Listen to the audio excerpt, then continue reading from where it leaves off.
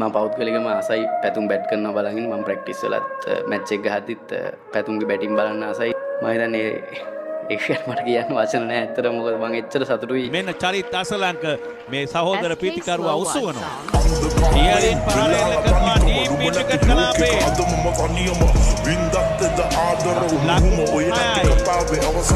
මෙන්න එක ලක්ෂ ලබා ගන්න. එය ඉතාමත් ඉතිහාසයේ ප්‍රථම වතාවට තමාගේ සහෝදර ක්‍රීඩකයෙක් ද්විතීක ශතකයක් කරා යන්නට අවස්ථාව ප්‍රතිපද පන්දුවේම ලබා දුන්නා. චරිත් අසලංක එක ලකුණු ලබා අදුව ස්ථානගත කළා. ලකුණු 4ක් විය යුතුයි.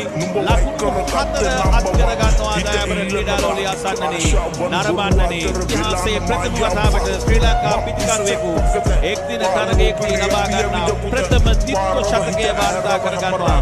පැතුම් 20ක්